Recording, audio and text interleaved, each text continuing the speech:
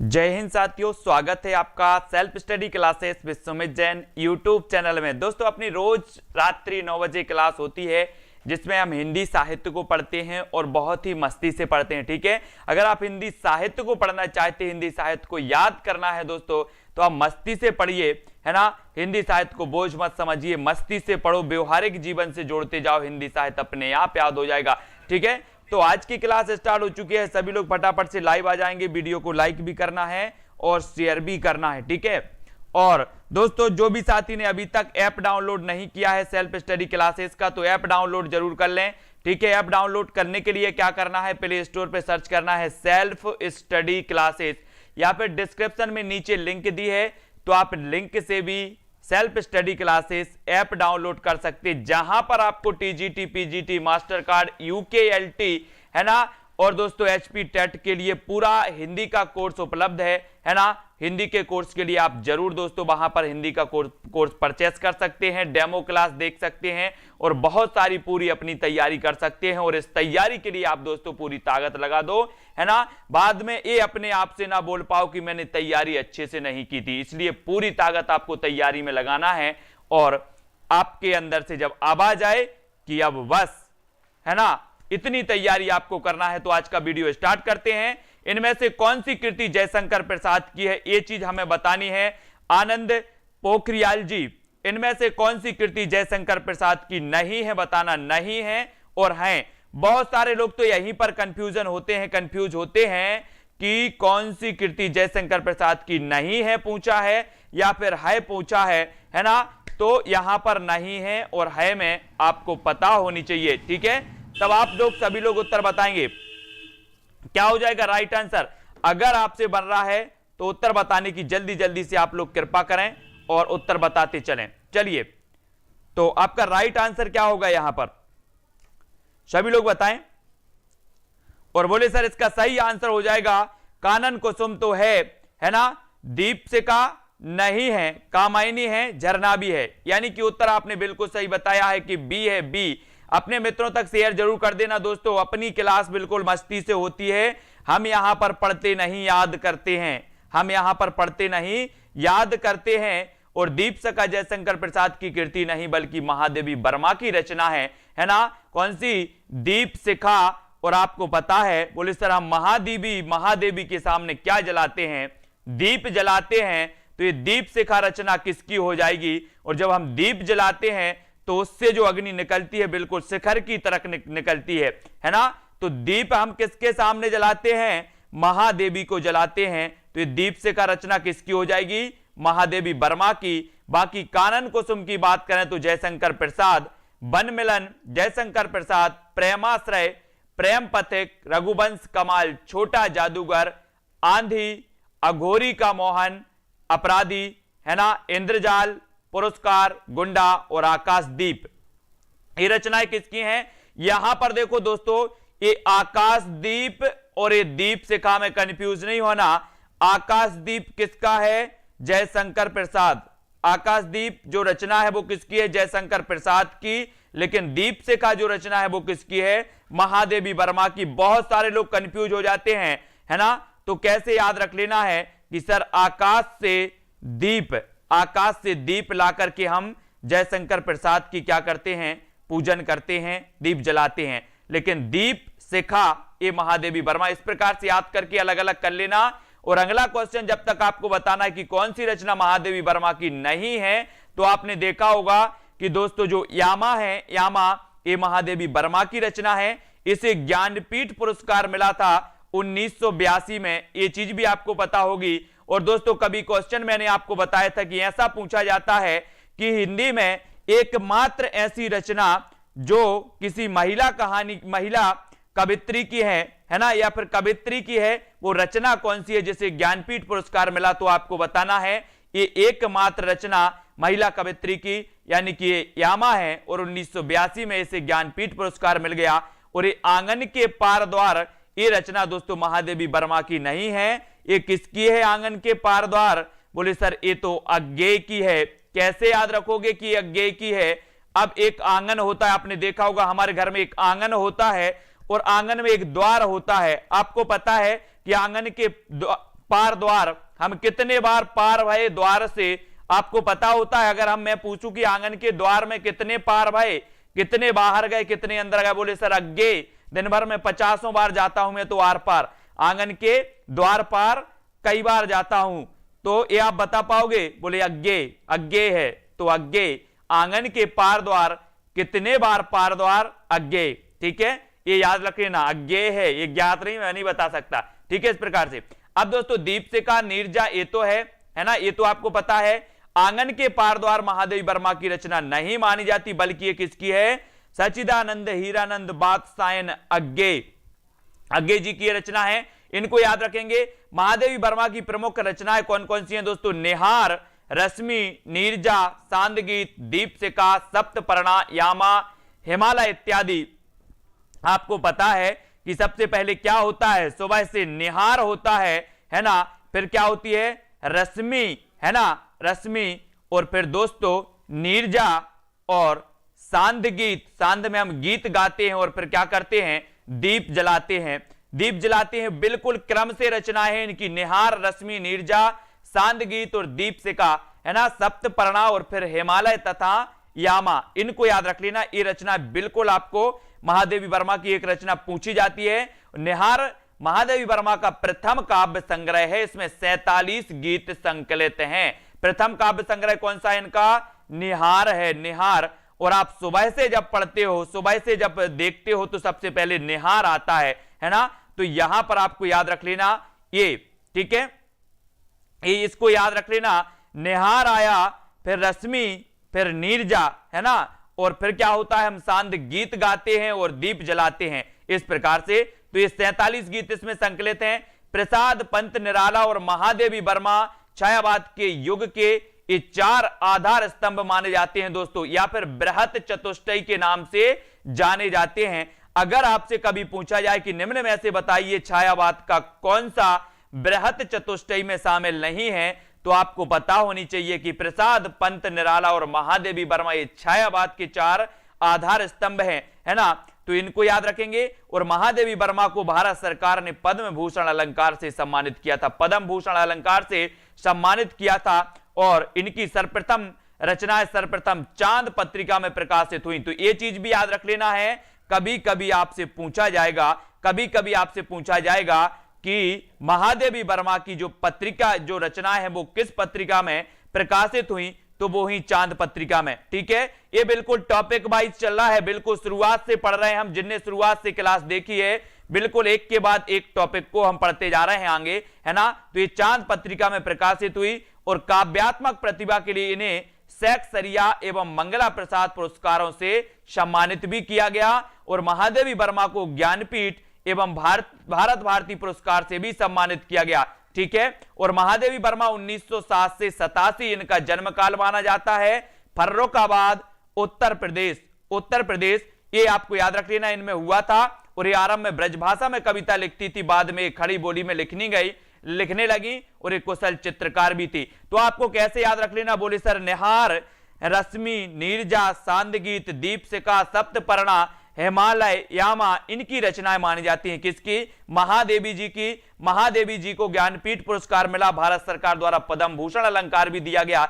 इनकी जो पत्रिकाएं थी वो चांद, इनकी जो रचनाएं थी दोस्तों, इनकी रचना सर्वप्रथम चांद पत्रिका में प्रकाशित हुई थी। और छायावाद के आधार स्तंभ में इनको गिना जाता है। किसको? महादेवी वर्मा को। इतनी चीजें आपको याद रख लेनी है ना। महादेवी वर्मा के बारे में 1 नंबर आपका कंप्लीट हो जाएगा महादेवी जी को, है ना। और महादेवी जी को अपन को क्या जलाना है? बोले सर दीप जलाना है। दीप जलाना है तो दीपशिखा भी इनकी रचना है। महादेवी को दीप जलाना है तो दीपशिखा। ठीक है, और जिसको भी अभी तक दोस्तों ऐप डाउनलोड नहीं किया है सेल्फ स्टडी क्लासेस का, तो ऐप डाउनलोड प्ले स्टोर से कर लो। प्ले स्टोर में सर्च करो सेल्फ स्टडी क्लासेस। ठीक है, नीरजा की रचना किसने की है, ऐसा भी क्वेश्चन आता है कभी कभी। तो अब यहां से निहार की, तो आपको निहार पूछा गया है कि निहार की रचना किसने की है, तो किसने की है जल्दी से बताओ? महादेवी वर्मा, अज्ञे, पंत या फिर दिनकर। और दोस्तों एक चीज याद रख लेना, जब आप क्या करते हो, महादेवी के पास जाते हो, तो आप यही सोचते हो कि महादेवी की, या महादेवी एक बार हमारी तरफ तो निहार लें, है ना, हमारी तरफ निहार ले कौन, महादेवी, तो हम पीजीटी टीजीटी एग्जाम क्या कर जाएंगे, क्वालिफाई। तो कौन निहार ले, निहारना तो है, तो दोस्तों आपको महादेवी जी के पास जाना पड़ेगा और यहां पर जाइए, यहां पर दीप जलाइए। तो दीप से कहा आप चाहते हो कि महादेवी हमारी तरफ भी निहार, अपन बोलते ना कि भगवान की नजर हमारी तरफ अभी नहीं है ना, ऐसे कभी कभी अपने जो बुजुर्ग रहते वो बोलते, इसलिए निहार से आपका महादेवी वर्मा, ये तो सभी को पता है। महादेवी वर्मा का प्रथम काव्य संग्रह कौन सा माना जाता है दोस्तों, प्रथम काव्य संग्रह कौन सा माना जाता है? बोले सर मेरी प्रथम आशा तो यही होती है कि महादेवी एक बार हमारी तरफ तो निहार लें, है ना, फिर तो मेरा कल्याण हो जाएगा। तो इनका प्रथम आशा हमारी रहती है, तो प्रथम काव्य भी कौन सा होगा, दीप से का होगा कि निहार, जल्दी से बताओ, पढ़ते नहीं याद करवाते हैं, याद होने चाहिए दोस्तों, कैसे भी हो आपके माइंड में सेट हो जाए। बोले सर निहार ही ऐसी रचना है, निहार ही काव्य संकलन है जो महादेवी वर्मा की प्रथम एक काव्य माना जाता है, निहार, यानी सी नंबर आपका बिल्कुल सही हो जाएगा। इन चीजों को दोस्तों आप लोगों को क्या हो जाएंगी, रट जाएंगी, आप निरंतर क्लास अटेंड करते हैं तो ये चीजें रट जाएंगी, है ना, ये आपको याद रख लेना है। सप्तपर्णा किसकी रचना है, सप्तपर्णा किसकी रचना है ये बताना है, और यहां पर आपका सही आंसर क्या हो जाएगा। अभी हमने पढ़ा भी है ऊपर, और ऊपर जब पढ़ा तो नीचे आपका टेस्ट भी होता जा रहा है ना, वो क्या हो जाएगा, सप्तपर्णा, ये रचना भी किसकी है, महादेवी जी की है, सप्तपर्णा, है ना, ठीक है। तो सप्तपर्णा यानी कि सी नंबर।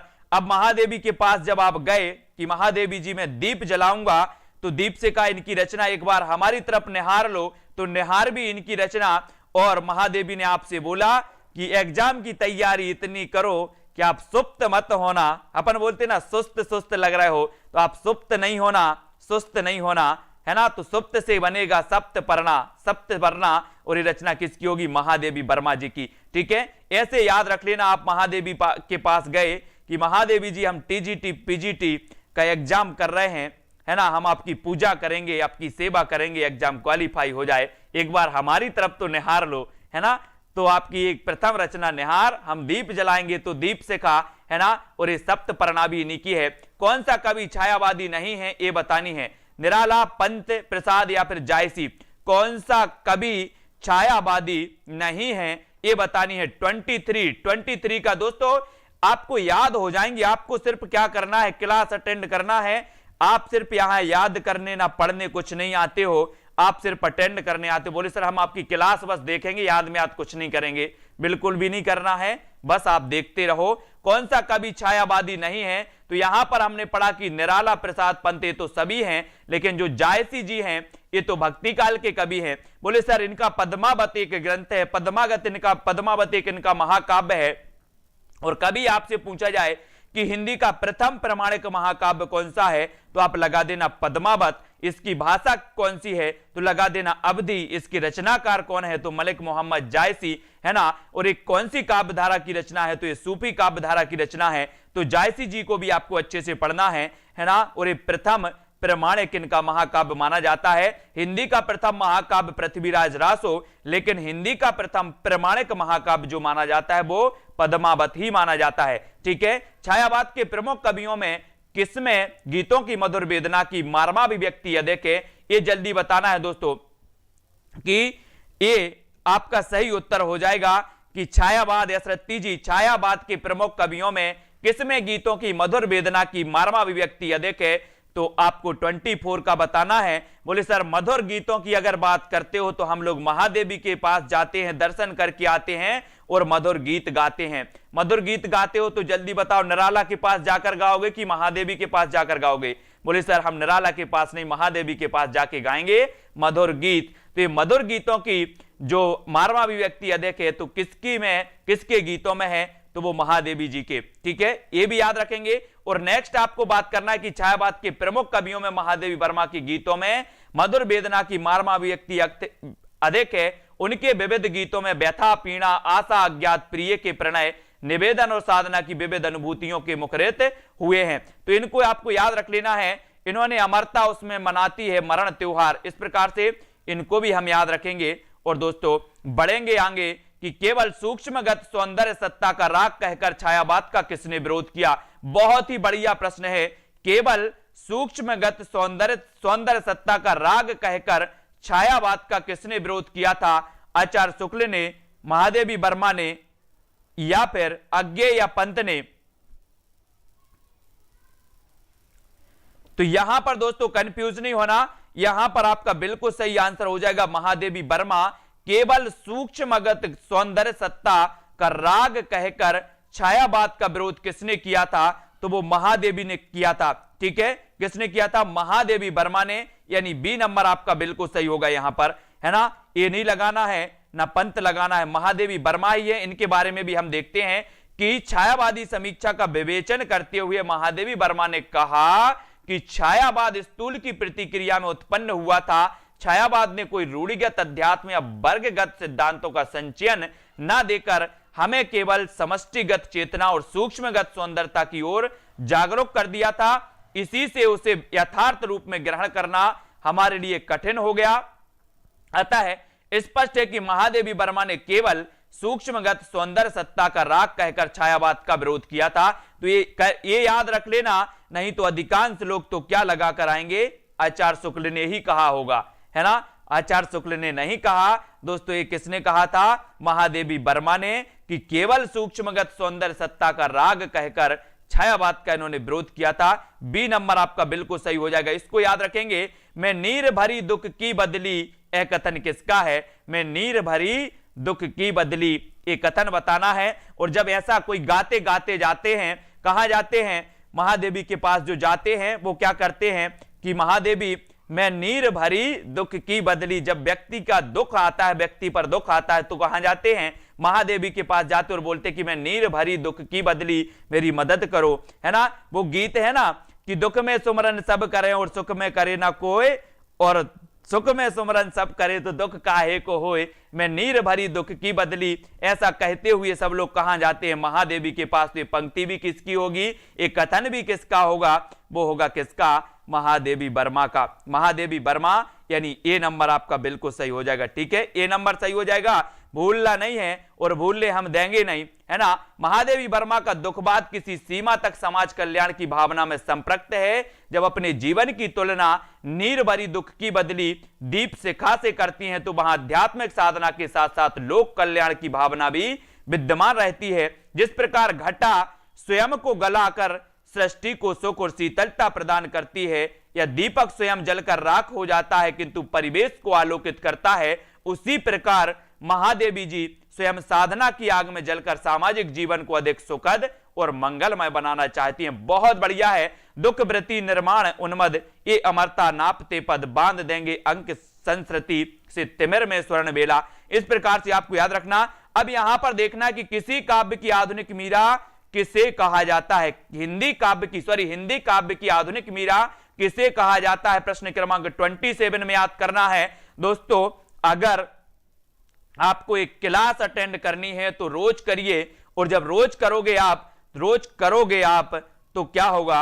रोज करोगे आप तो आपको एक क्वेश्चन रट जाएंगे, है ना। और यहां पर आधुनिक युग की मीरा कहा जाता है महादेवी वर्मा को। आधुनिक युग की मीरा कहा जाता है दोस्तों महादेवी वर्मा को, यह भी आपको याद रखना है। ठीक है, अब अगले क्वेश्चन की ओर। जिस प्रकार मीरा ने स्वयं को श्री कृष्ण के प्रति समर्पित कर दिया, वही समर्पण भाव महादेवी वर्मा की कविताओं में है। अतः महादेवी वर्मा को आधुनिक युग की मीरा कहा जाता है। काव्य श्रोमणी निराला जी ने उनकी साहित्यिक उत्कृष्टता को हिंदी के विशाल मंदिर की सरस्वती कहकर संबोधित किया। बहुत ही बढ़िया प्रश्न है दोस्तों। यहां पर आपको पता होगा कि महादेवी जी के मोह बोले भाई थे कौन? निराला जी। और जब महादेवी जी को ज्ञानपीठ पुरस्कार मिला तो उनसे कहा कि आप इन पैसों का क्या करेंगी? तो बोले अगर थोड़े पहले अगर ये पैसे मिल जाते तो मैं अपने भाई के स्वास्थ्य लाभ के लिए पैसे लगा देती। उन्होंने एक कहा था। और महादेवी जी के लिए काव्य श्रोमणी निराला जी ने उनकी साहित्यिक उत्कृष्टता को कहा कि हिंदी के विशाल मंदिर की सरस्वती कहकर इन्होंने संबोधित किया है। ये याद रख लेना, महत्वपूर्ण पॉइंट है। महादेवी जी को हिंदी के विशाल मंदिर की सरस्वती कहकर संबोधित किसने किया? तो आपको उत्तर लगाना है महाप्राण निराला जी ने। महाप्राण निराला जी ने। बोले सर इतनी बड़ी बात, विशाल मंदिर वाली जो बात है वो तो निराला ही करेंगे। कौन कहेंगे? कोई निराला व्यक्ति कहेगा तो निराले, है ना। इस प्रकार से याद करते जाना है। अगला यहां पर देखते हैं दोस्तों कि तेरा वैभव देखूं या जीवन का क्रंदन देखूं, ये पंक्ति किसकी है? तेरा वैभव देखूं या जीवन का क्रंदन देखूं, ये पंक्ति बतानी है। प्रश्न क्रमांक 28 का उत्तर, 28 का उत्तर। अब यहां पर बात आती है कि अब कैसे हम जाते हैं? अपन जाते हैं रोते हुए महादेवी के पास गए तो महादेवी बोली कि तेरा वैभव देखूं या जीवन का क्रंदन देखूं, है ना। तेरा वैभव देखूं या जीवन का क्रंदन देखूं, यानी इसलिए 28 का आंसर आपका क्या होगा? महादेवी वर्मा, यानी सी नंबर। सी नंबर आपका 1-2 बार क्लास देख लेना, भूल नहीं पाओगे कभी भी, है ना। और तेरा वैभव देखूं या जीवन का क्रंदन देखूं, यह पंक्ति महादेवी वर्मा द्वारा रचित दुविधा शीर्षक कविता से ली गई और महादेवी वर्मा ने अपनी कविता का माध्यम पूरी तरह गीत को ही बनाया। ठीक है, तो ये दुविधा शीर्षक कविता से ली गई है। निराला की कविता राम शक्ति पूजा पर किस रचना का सर्वाधिक प्रभाव है? निराला की कविता राम की शक्ति पूजा पर किस रचना का सर्वाधिक प्रभाव है, ये आपको बताना है दोस्तों। ये किसका प्रभाव है ये बताना है। पूजा जी, कल्पना, अनीता जी, अपना उत्तर क्या हो जाएगा? सभी लोग ऐप डाउनलोड कर लें सेल्फ स्टडी क्लासेस का, है ना।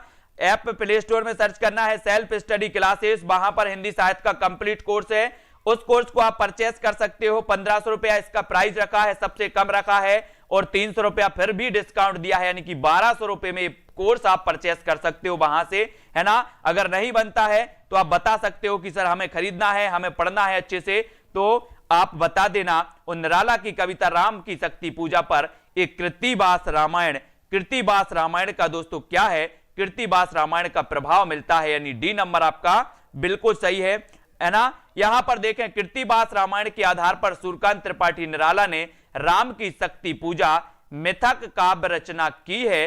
निराला जी ने कथा में परिवर्तन तो नहीं किया, लेकिन राम के चरित्र को आधुनिक मनुष्य के अंतर्द्वंद में जोड़ दिया। और निराला की कविताओं पर भारतीय दर्शन का गहरा प्रभाव है। राम की शक्ति पूजा लंका कांड के कथानक को लेकर लिखी गई लंबी कविता है। इसमें अपने सर्जक के निजत्व की समीपतम पहचान का प्रतिपल है। यह राम कथा कम, निराला की रचनात्मक संशय, संघर्ष एवं आत्म बलिदान की कहानी है। तो यहां पर दोस्तों यही पूछा गया कि राम की शक्ति पूजा पर किस रचना का सर्वाधिक प्रभाव, तो कृतिवास रामायण का है। ठीक है, और यहां पर अगला क्वेश्चन आपको बताना है फिलहाल कि निराला की कविता राम की शक्ति पूजा पर किस रचना का सर्वाधिक प्रभाव है। तो ये पूछा भी जाता है, इसलिए नोट्स इसको याद कर लेना। राम की शक्ति पूजा कृतिवास रामायण इसका प्रभाव है। कला और बूढ़ा चांद के लेखक कौन है, ये बताना है। बोले सर कला और बूढ़ा चांद सुमित्र हैं। कैसे हैं? सुमित्र हैं, यानी कि अच्छे मित्र हैं। कौन कौन? कला और बूढ़ा चांद क्या है? सुमित्र हैं। जीवन में सुमित्र मिल जाएं, सुमित्रा मिल जाएं तो दोस्तों बहुत बढ़िया रहता है। और अब आप याद रख लेना कि कला और बूढ़ा चांद क्या है? सुमित्र हैं। सु मतलब अच्छे और मित्र, तो याद रख लेना यहां पर कला और बूढ़ा चांद सुमित्र हैं, इसलिए सुमित्रा। ठीक है, इसे साहित्य अकादमी पुरस्कार भी मिला है दोस्तों। मिला है कि नहीं मिला? जल्दी से बताओ कब मिला। और कला और बूढ़ा चांद के लेखक सुमित्रानंदन पंत हैं। बचपन का नाम गोसाई दत्त है।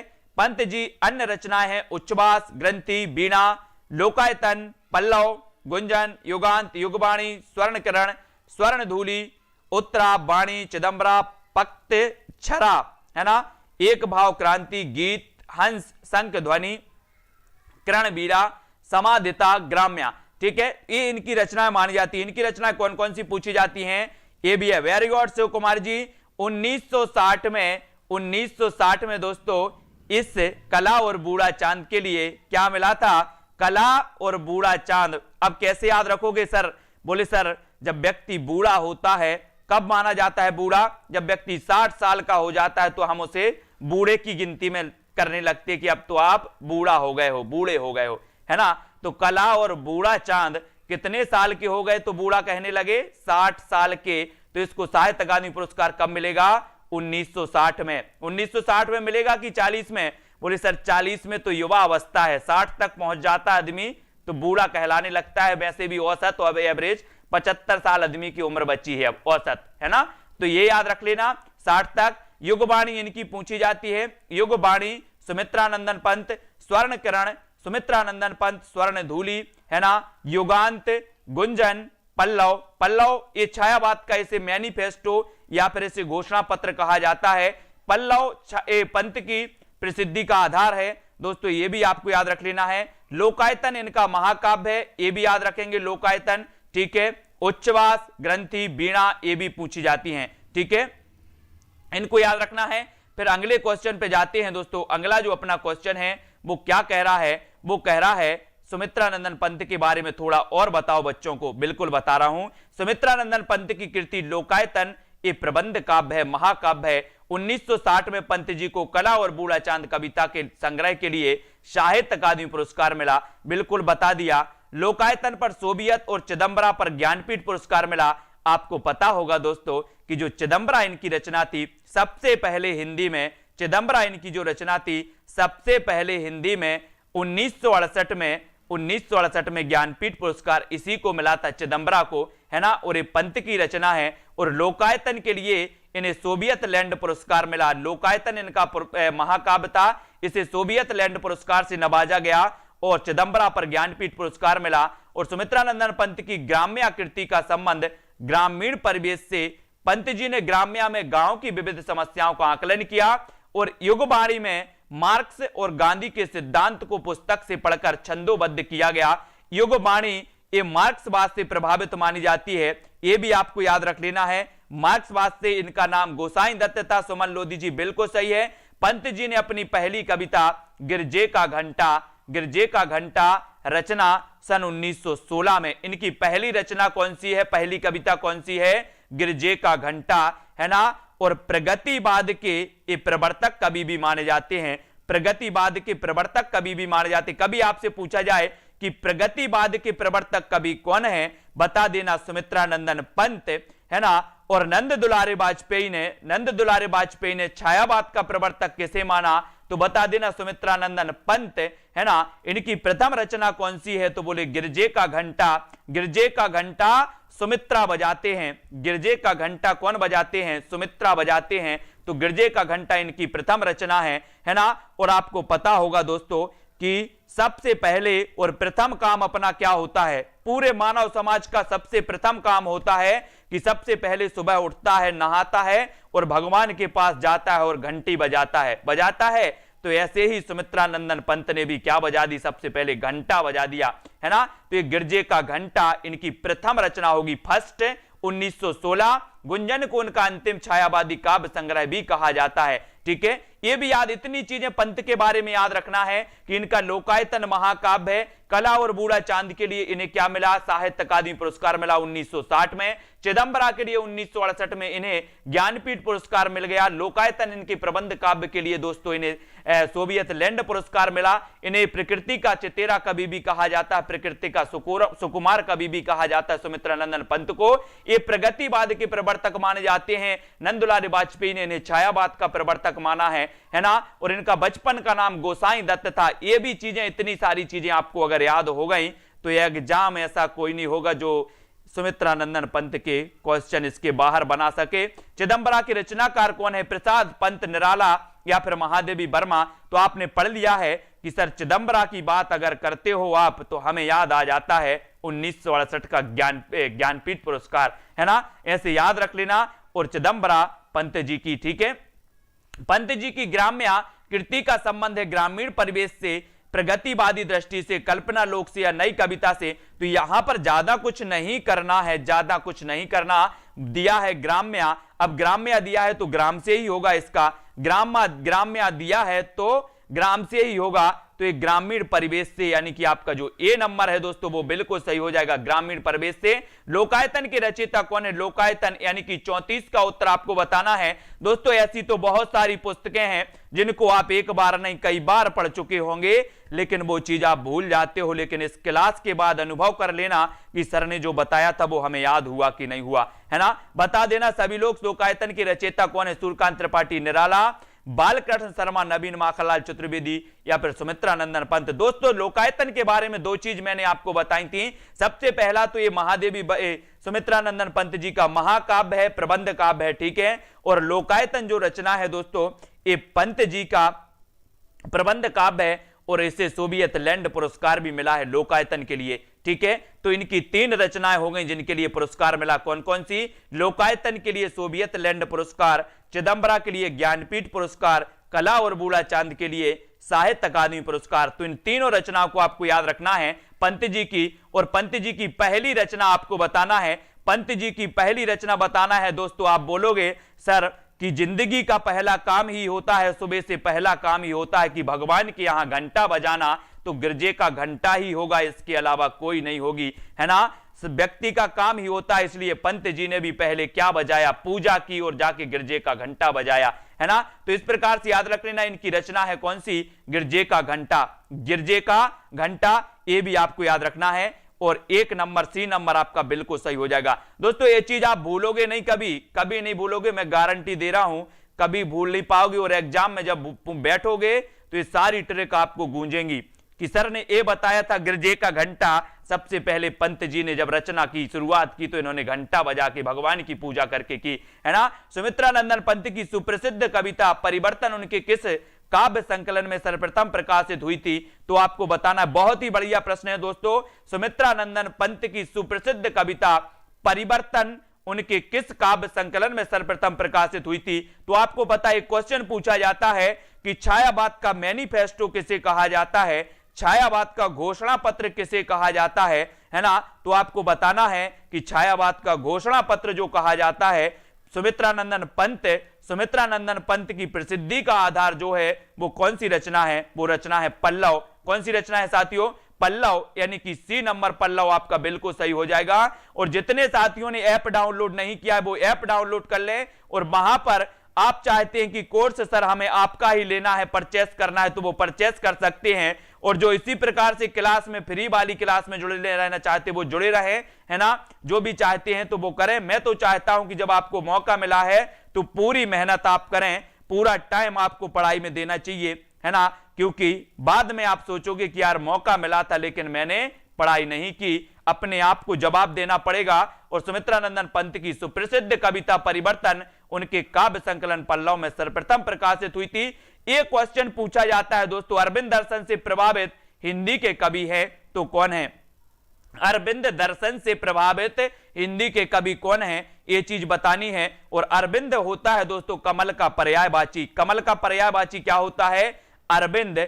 और हमें ऐसे मित्र बनाना है जो कमल जैसे हो, है ना? और अरविंद जैसे हो। कैसे हो? अरविंद जैसे हो, कमल जैसे हो। ये आपको सुमित्रा नंदन पंत आपका सही हो जाएगा। बोले सर सुमित्रा नंदन पंत तो हिंदी साहित्य में कमल के समान थे, है ना? तो ये अरविंद दर्शन से प्रभावित थे तो कौन? सुमित्रा नंदन पंत जी, यानी सी नंबर आपका बिल्कुल सही हो जाएगा। सी नंबर जिन्होंने बताया उनका आंसर बिल्कुल सही है। सभी लोग वीडियो को लाइक जरूर कर देना दोस्तों। और एक क्लास से बहुत सारे लोग तो अभी जुड़े होंगे। क्लास निरंतर 1 साल से चल रही है दोस्तों और आगे भी चलती रहेगी, है ना? सुमित्रा नंदन पंत ने अरविंद दर्शन के आधार पर नया दर्शन ढूंढने का प्रयास किया है, फिर भी उनकी रचनाओं पर अरविंद दर्शन की गहरी छाप मिलती है। अरविंद दर्शन को अपनाकर पंत छायावाद से निकलने की चेष्टा करते हुए पुनः उसी क्षेत्र में प्रविष्ट हो जाते हैं। कला और बूढ़ा चांद, रश्मि बंद, गीत हंस, स्वर्णिम चक्र, समाधिता जैसी रचनाओं पर अरविंद दर्शन की छाप है। ये मैं आपको ट्रिक एक कोड बना दूंगा कि अरविंद दर्शन से प्रभावित रचनाएं कौन सी हैं। कला और बूढ़ा चांद अरविंद दर्शन से प्रभावित है, चांद अरविंद दर्शन से है, रश्मि बंद, गीत हंस, है ना, स्वर्णिम चक्र और समाधिता ये अरविंद दर्शन से। यहां से क्वेश्चन बनता है साथियों कि निम्न में से बताइए कौन सी रचना पंत जी की अरविंद दर्शन से प्रभावित है। तो इन रचनाओं को याद कर लेना। नोट्स कर लेना, यहां से क्वेश्चन बनता ही है, और यहां से जब क्वेश्चन बनता है तो मात्र 10% लोगों पे बनता है ये क्वेश्चन, है ना। तो इसलिए याद कर लेना। और इनमें से कौन सा कवि अपने रचना काल के अंतिम दौर में प्रगतिवाद के भौतिक दर्शन के साथ साथ अरविंद दर्शन से प्रभावित हुआ? तो अरविंद दर्शन से प्रभावित कौन थे, वो आपको याद रख लेना है, सुमित्रानंदन पंत, यानी कि बी नंबर आपका बिल्कुल सही होगा, सुमित्रानंदन पंत। ठीक है, अब यहां अपने काव्य जीवन के उत्तर में अरविंद दर्शन से प्रभावित कवि है तो कौन है, ये आपको बताना है। अपने काव्य जीवन के उत्तर में अरविंद दर्शन से प्रभावित कवि, ये क्वेश्चन पूछा ही जाता है कि अरविंद दर्शन से प्रभावित कवि सुमित्रानंदन पंत हैं। अरविंद दर्शन से प्रभावित इनकी जो रचनाएं हैं वो भी आपको याद रखना है, तेजा भाई जी, है ना। और जो हिंदी में लिखते हैं उनका कमेंट तो मैं अवश्य पढ़ता हूं हिंदी वालों के लिए। दोस्तों आपने देखा होगा कि जब भी आप क्या करते हो, मुझे कमेंट आप व्हाट्सएप पर करते हो, कहीं भी करते हो, तो मैं आपके लिए जब हिंदी पढ़ाता हूं तो हिंदी में ही कमेंट में आपका रिप्लाई देता हूं। तो आप लोग भी प्रयास करें कि हिंदी को बढ़ाएं, हिंदी लिखें, है ना।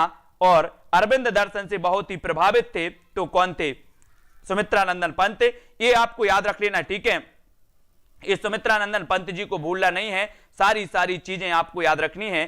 फिर अगला क्वेश्चन है कि कौन सा कथन असत्य है, असत्य कथन बता देना है पंत के बारे में।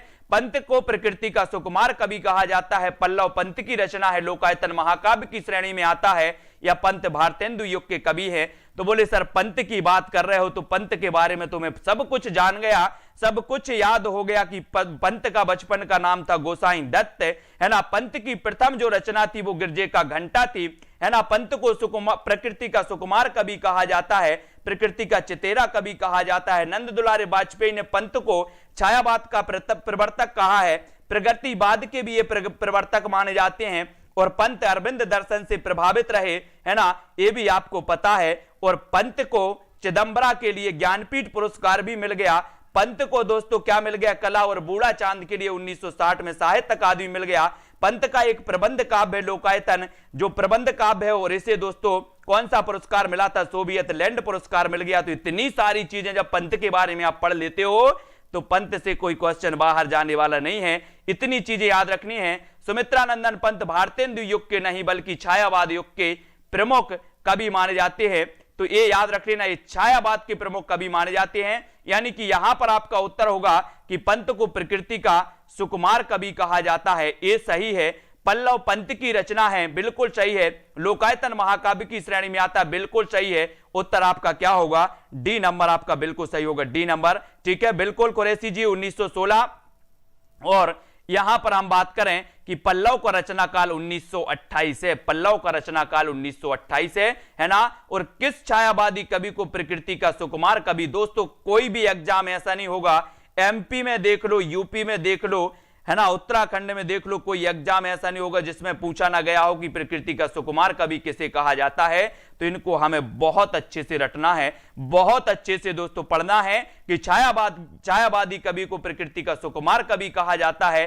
तो किसे कहा जाता है, पंत जी को प्रकृति का सुकुमार कवि हैं दोस्तों सुमित्रानंदन पंत, इसको भी याद हो जाना है। ठीक है, अब यहां पर आपको बताना है कि निम्नलिखित में से कौन सी रचना महाकाव्य नहीं है, महाकाव्य कौन सी नहीं है। तो यहां पर 4 महाकाव्य दिए हैं, मतलब विकल्प के अनुसार, फिर मैं बता रहा हूं कि कौन सा नहीं है। तो कौन सी रचना महाकाव्य नहीं है ये बतानी है।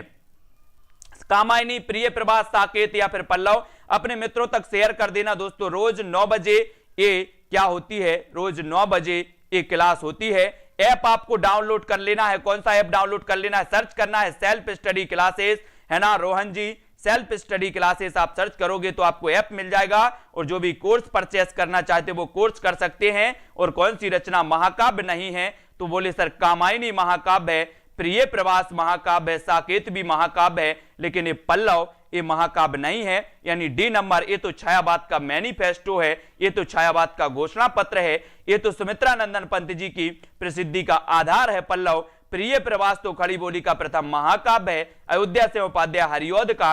ठीक है, कामायनी तो जयशंकर प्रसाद का महाकाव्य है, 1935 का रचना काल है ना, 15 सर्ग इसमें है। साकेत तो मैथिली शरण गुप्त का महाकाव्य है, 12 सर्ग इसमें है ना। और 12वें सर्ग में दोस्तों इसमें क्या होता है, लक्ष्मण और उर्मिला का मिलन का इसमें वर्णन किया गया है। साकेत में याद रख लेना, है ना। और पल्लव महाकाव्य नहीं 1938 ईस्वी में रचित सुमित्रानंदन पंत का आरंभिक ग्रंथ है ना। ये सारी चीजें आपको याद रखनी है। हिंदी साहित्य में महाप्राण किस कवि के लिए प्रयुक्त होता है साथियों? प्रश्न क्रमांक 44 का उत्तर आपको चयन करना है। उत्तर क्या हो जाएगा? शिव कुमार यादव जी अमेठी से हैं, बहुत बढ़िया, है ना। रश्मि नीरजा, महादेवी वर्मा, मंगला प्रसाद, बहुत बढ़िया। हिंदी साहित्य में महाप्राण किस कवि के लिए कहा जाता है? कुरैशी जी, ये बतानी है। कुरैशी जी ने पूरे सन आपको दे दिए। कामायनी 1935, प्रिय प्रवास 1914, साकेत 31, पल्लव 1928। ठीक है। हिंदी साहित्य में महाप्राण किस कवि के लिए प्रयुक्त होता है? तो वो होता है निराला जी। निराला जी यानी बी नंबर, क्रांतिकारी कवि भी इन्हें कहा जाता है। निराला जी को इनकी प्रथम छंदमुक्त रचना मानी जाती है जूही की कली, जिसे महावीर प्रसाद द्विवेदी ने सरस्वती पत्रिका में प्रकाशित करने से दोस्तों मना कर दिया था, यानी कि प्रकाशित नहीं किया था। और आपको पता है कि ये आगे चलकर इतनी प्रसिद्ध हुई दोस्तों, कौन सी? जूही की कली, महादेवी वर्मा निराला जी की, है ना। और हिंदी साहित्य में महाप्राण सूर्यकांत त्रिपाठी निराला के लिए प्रयुक्त होता है। निराला जी ने स्वतंत्रवादी विचारधारा के साथ बड़ी प्रसिद्धि गद्य रचनाएं चतुरी चमार, है ना, बिल्लेश्वर, बकरेहा आदि प्रस्तुत की हैं। इनको हमें याद रखना है। जितने भी साथी देख रहे हैं और जिनको भी अच्छा लग रहा है बोल बस लाइक करना, जिनको अच्छा नहीं लग रहा है, याद नहीं हो रहा, वो लाइक नहीं करना, है ना। निराला जी ने अपनी विवाहिता पुत्री के निधन से विक्षुब्ध होकर सरोज स्मृति लिखी थी। संसार का सबसे शोक गीत माना जाता है सरोज स्मृति। और निराला जी की बहुत दुखद घटना रही है दोस्तों, और अपनी विवाहिता पुत्री के निधन के विक्षुब्ध होकर सरोज स्मृति इन्होंने लिखी थी, ये भी याद रखना है। ठीक है। और निराला जी कलकत्ता में रामकृष्ण मिशन के पत्र समन्वय का संपादन भार भी संभाला। इसके बाद मतवाला के संपादक मंडल में सम्मिलित हुए। तो इन्होंने समन्वय का भी संपादन भार संभाला था और मतवाला के संपादक मंडल में भी ये शामिल हुए थे। इनको भी याद रखना है। लखनऊ में गंगा पुस्तकालय पुस्तक माला का संपादन करने के साथ सुधा संपादकीय लिखने लगे। और निराला जी की प्रमुख काव्य रचनाएं अनामिका, है ना। और आपने अनामिका अमर का नाम सुना होगा दोस्तों, कवि, है ना, कवित्री अनामिका अमर। वो कैसी हैं? बोले सर बिल्कुल निराली है। कैसी है? किस किसने सुना है? मेरठ से है कोई? अनामिका अमर जी का नाम आपने सुना होगा। और बोले सर वो तो निराली हैं। तो ये अनामिका जो रचना होगी वो किसकी होगी? निराला की होगी कि जयशंकर प्रसाद की होगी? बोले सर जयशंकर प्रसाद की होगी। ठीक है, याद रखना। 1923 परिमल, ये भी किसकी है? परिमल किसकी है? निराला जी की। गीतिका निराला जी की, क्योंकि गीत भी निराले होते हैं, मन को प्रसन्न कर देते हैं, आनंद आ जाता है। कोई अच्छा सा गीत गा ले, सुन ले तो। 1936 तुलसीदास, 1938। और बोले सर तुलसीदास भी निराले कवि हैं? तुलसीदास भी निराले ही कवि हैं। कुकुरमुत्ता, अरिमा, नए पत्ते, बेला, अर्चना, जब हम इनकी पूरी क्रमबद्ध रचना याद करवाएंगे तो आपको याद हो जाएंगी, एक भी नहीं भूलोगे। निराला जी परिमल में गीत भी है और मुक्तक छंद भी, मधुर भावों से अनुप्राणित प्रणय गीत भी है। गीतिका मुख्यतः श्रृंगारिक रचना मानी जाती है दोस्तों। इनकी अत्यधिक समर्थ काव्य रचना राम की शक्ति पूजा और शोक गीत सरोज स्मृति है ना। पंचवटी प्रसंग काव्य की रचना सूर्यकांत त्रिपाठी निराला ने की। और पंचवटी नाम की एक रचना मैथिली शरण गुप्त की भी है ना। पंचवटी मैथिली शरण गुप्त की भी है, ये चीज भी याद रखना। पंचवटी प्रसंग काव्य के रचयिता कौन है? और ये पंचवटी प्रसंग काव्य अगर देता है तो ये निराला जी। और पंचवटी एक रचना मैथिली शरण गुप्त की भी है। और मैथिली शरण गुप्त के दो उपनाम याद रख लेना, मैं हमेशा आपको बताऊंगा तो आपको याद हो जाएगा। इनका एक उपनाम था मधुप, जो पीजीटी एग्जाम में पूछा गया था। और इनका एक उपनाम था दद्दा, है ना, कौन का? गुप्त जी का। और इन्हें राष्ट्र कवि कहा था किसने? महात्मा गांधी ने। और पंचवटी प्रसंग काव्य के रचयिता है तो कौन है? निराला। पंचवटी प्रसंग काव्य के कौन है? निराला। और पंचवटी के कौन है? मैथिली शरण गुप्त। ठीक है, इनको याद रखेंगे। अनामिका काव्य किनके द्वारा रचित है? तो आपने अभी बताया था कि सर अनामिका अमर तो क्या है? निराली हैं। तो ये अनामिका अब नहीं भूलना। अनामिका काव्य किनके द्वारा रचित है? तो ये किनके द्वारा रचित है? निराला यानी बी नंबर। निराला इनकी बी नंबर आपका बिल्कुल सही होगा। अब कभी नहीं भूलोगे, मुझे पूरा विश्वास है। परिमल किस कवि की रचना है? ऐसा भी क्वेश्चन आता है, परिमल किस कवि की रचना है? और मैथिली शरण गुप्त, जयशंकर प्रसाद या फिर सूर्यकांत त्रिपाठी निराला, और यहां पर आपका फिर सही हो जाएगा क्या, निराला। ठीक है, तो यहां तक हमने पढ़ लिया और आपके 45 मिनट जो होते हैं वो आज के कंप्लीट हो गए साथियों। ठीक है, और दोस्तों कल अपन पढ़ेंगे एक घटना चक्र की बुक, जो भी खरीदना हो वो घटना चक्र की बुक है, आप लोग खरीद सकते हैं, बढ़िया बुक है, ओल्ड पेपर इसमें बहुत अच्छे से आपके पीजीटी टीजीटी के दिए हैं, और हमारा काम है आपको याद करवाना, सो हम याद तो आपको करवा के ही रहेंगे, है ना। आपको सिर्फ क्या करना है, क्लास अटेंड करना है दोस्तों। पढ़ना है तो आप पुस्तक से भी पढ़ सकते हो, लेकिन वो याद नहीं हो पाएगा। अब जब आप 10 पेज पढ़ोगे तो शायद ही आपको एक आध दो टॉपिक याद हो पाएगा, लेकिन इस क्लास में जितना पढ़ोगे उसका आपको 50% तो याद होकर ही जाएगा, है ना। तो मोहम्मद शाहिद अली, अंजना जी, तेजा भाई, सरोज जी, अंजू जी, महिमा जी, सभी को धन्यवाद। सभी लोग वीडियो को लाइक करें दोस्तों, और प्ले स्टोर से सेल्फ स्टडी क्लासेस सर्च करें और ऐप डाउनलोड करें। ठीक है, ऑनलाइन कोर्स वहां पर मैंने लॉन्च कर दिया है आपके लिए दोस्तों। बहुत सारी क्लासें होती हैं, लेकिन बहुत सारे स्टूडेंट ने बोला कि सर इतना कम आपने प्राइस क्यों रखा। मैंने कहा कि हमारी क्लास में लोकतंत्र चलता है, और जो बच्चों ने बोला कि सर इतनी प्राइस कम से कम 1000-1200 के आसपास रखें, तो उतनी ही प्राइस मैंने रख दी है ना। तो आप खरीदो और आपको अच्छे से अच्छी चीजें, एक से एक चीजें आपको लाई जाएंगी, आपको याद करवाई जाएंगी, है ना। तो जो भी साथी लेना चाहते वो कोर्स लें, जहां पर आपको दोस्तों विस्तृत अध्ययन भी करवाया जाएगा नोट्स के आधार पर, जहां पर आपको ट्रिकी वीडियो भी मिलेंगे, जहां पर आपको विस्तृत अध्ययन के नोट्स भी मिलेंगे, जहां पर आपको ट्रिकी वीडियो के नोट्स भी मिलेंगे। ठीक है, और साथियों दोस्तों ट्रिकी वीडियो से मस्ती से पढ़ें, है ना। और शुरुआत से हमने बिल्कुल एकदम शुरुआत की है वहां पर, और शुरुआत से पढ़ना है। ठीक है, आपको प्ले स्टोर से self study classes, YouTube self study classes search करना है, और वहां पर ऐप खुल जाएगा।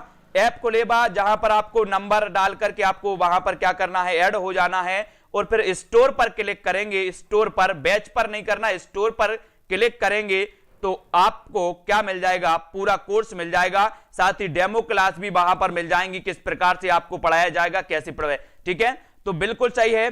यहां पर अंकेश पाल जी, संदीप जी, अर्चना जी, अंजू जोशी, और पीबाई, पीजीटी, प्रवीण जी, और नफीसा जी, पुष्पा जी, सभी लोग करते रहे तैयारी। उर्मा वर्मा, आरती, राजेश जी, और रोमा जी, है ना, सानू जी, और रोहन जी। ठीक है, सानू जी धन्यवाद, और माधव, दीपक जी, आदर्श जी, माधव सेन, मिनी पांडे, तेजा भाई, है ना, सरोज निगम, केमिस्ट्री गुरु जी, बहुत बढ़िया साथियों। आप लोग पढ़ते रहे इसी प्रकार से। हरिओम उपाध्याय जी, दीपक जी, और अपने मित्रों तक शेयर करते रहें। सभी का दायित्व है कि अपने मित्रों को ये शेयर करें, सभी लोग पढ़ें, मेरा तो यही उद्देश्य है। अशोक, केपीएस, कौन, संदीप जी, दिव्या, सानू, एसएम तिवारी, मंजू जी, आरती सिंह जी, ठीक है, और भाग्यश्री, अनीता गौर, गोरा जी, राजेश जी, उमा जी, ब्रजेश, पूजा जी, कविता जी, सभी लोग डाउनलोड करें सेल्फ स्टडी क्लासेस। अभी जाके ऐप डाउनलोड कर लें दोस्तों। स्नेहा बानखेड़े, है ना, श्वेता जी, पूनम नगेदा, धीरेन्द्र जी, मिनी पांडे, दुर्गेश जी, दीपक, अनिल जी, दिव्या जी, गरिमा, खुरेशी जी, माधव जी, और रबिता, अनिल जी, हरीश जी, पीहू, तेजा जी, माधव जी, सभी को धन्यवाद दोस्तों। लगता है कि पूरे लोगों का नाम ले लूं एक साथ, लेकिन बहुत सारे लोग हैं। निशा जी, रोहन, मंजूबाला, दुर्गेश जी, है ना, कविता कुमारी, और आरती जी, संदीप जी, सोनू, दीपक, अंकेश जी। नीचे डिस्क्रिप्शन में ग्रुप की लिंक दी है, तो सभी लोग अपने अपने ग्रुप में भी जुड़ जाएंगे, है ना। टीजीटी पीजीटी वाले ग्रुप में जुड़ जाएंगे। गोविंद जी, दीपक, कल्पना, कृष्णा, प्रवीण, मिनी जी, दिव्या जी, विनोद जी, शिवा सोलंकी, दीक्षा जी। जहां पर टेलीग्राम ग्रुप में रवि सर टेस्ट भी करवाते हैं, है ना, तो उस टेस्ट सीरीज में भी आप जुड़ सकते हैं। एसएम तिवारी बिल्कुल फ्री है टेस्ट सीरीज टेलीग्राम में। ममता एमसी, गणेश जी, रबिता रावत, एसएम तिवारी, है ना, देवांशी जी, प्रदीप, विनोद कुमार जी, वीरेंद्र जी, भवानी, ब्लॉगर किंग, है ना, पुष्पा, कल्पना, संतोष जी, सभी को धन्यवाद दोस्तों। मैं चाहता हूं कि अपनी जो क्लास हो वो बिल्कुल निरंतर चले, बीच में मैं किसी का नाम नहीं लेना चाहता ताकि किसी को डिस्टर्ब ना हो, है ना। ललित मोहन जी, ठीक है।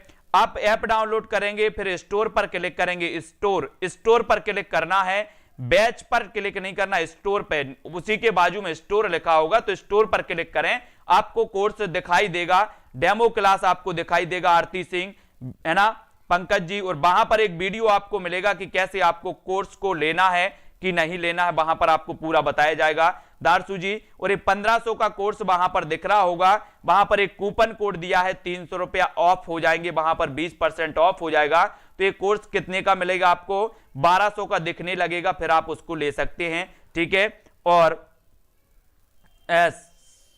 सानू सिंह जी पुस्तक आप ले सकते हैं, अभी ये घटना चक्र को आप पढ़ लें, बहुत ही बढ़िया बुक है। बाकी आपको अगर लेना ही है तो आप सरस्वती पांडे की ले सकते हैं, हिंदी साहित्य की, ठीक है। कुरैशी जी, अंकेश पाल, कमलेश, पंकज, अंजू जोशी, दीक्षा यादव जी, सभी को दोस्तों धन्यवाद। आज के वीडियो के लिए बस इतना ही। नेक्स्ट क्लास में फिर से मिलते हैं और करते हैं मिलकर के तैयारी। पीजीटी टीजीटी एग्जाम को निकालना है जरूरी, ठीक।